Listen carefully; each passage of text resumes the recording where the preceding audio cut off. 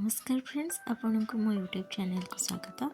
आसतु आज सहजरे आम बनइबा वेज बिरयानी। एथिपाई प्रथमे मु 1.5 कप बासमती बिरयानी चावल को नहीं। तो आम आज कुकर ही बिरयानी वेज बिरयानी बनइबा से मेजरमेंटा निहाती जरूरी। मुझे 1.5 कप चावल नहीं बासमती राइस आताको भल भाव धोई देती। सबु प्रकार आप वेजेस ऐड करेंगे जमीक फुलकोबी, गाजर, बीन्स, बीट, मटर, सोया। मुझे पियाज को गोल्डन ब्राउन कलर कर भाजी नहीं। गोटा मसला भाव में मुझे लवंग, तेजपत्र, दालचीनी, गोलमरीच, गुजराती। तो प्रथमे आम प्रेशर को गरम करवा। प्रेशर टी गरम है कि रिफाइन ऑयल नवा।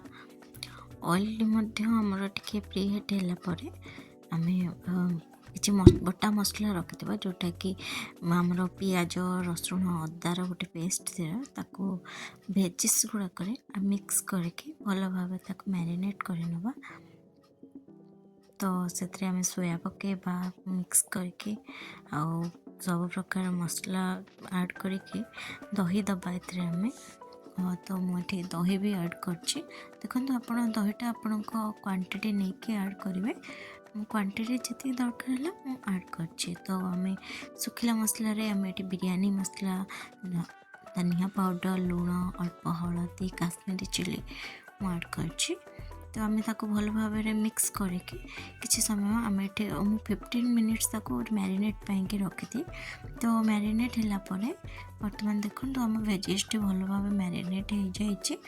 तो मुझे प्रेशर कुकर रे सबुतिक गोटा मसला को ऐड कर ऐड कला बर्तमान आम मैरिनेट होकर रही जो सब वेजेस गुड़िक मुझे ऐड कर दूँ। प्रेशर रे दे दूँ सबुतिक ताको भल भाव में मिक्स करके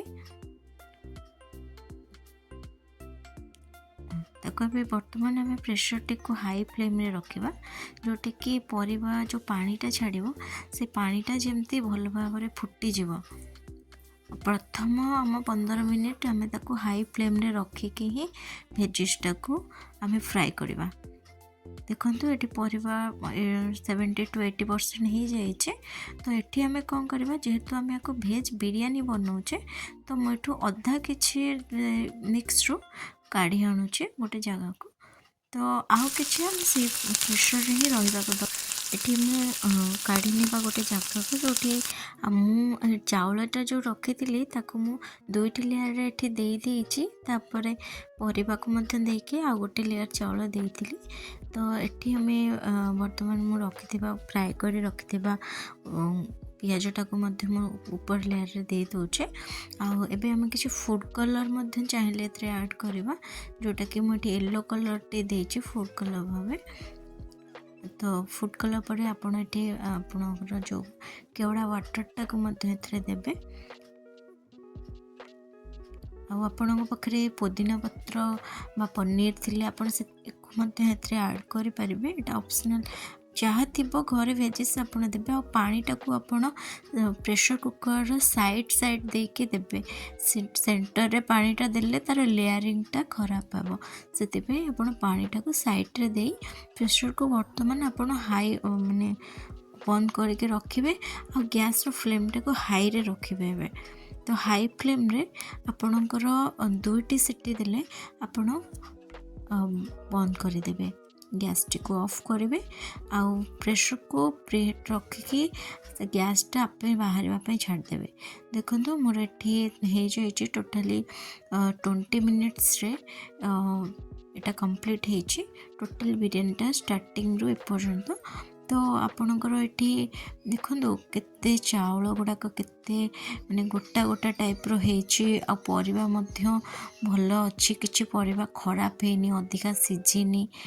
तो ये सब छोट छोट ट्रिक गुड़िक फॉलो करके आपण प्रेशर कुकर रे मध्य बिरयानी बनै पारे।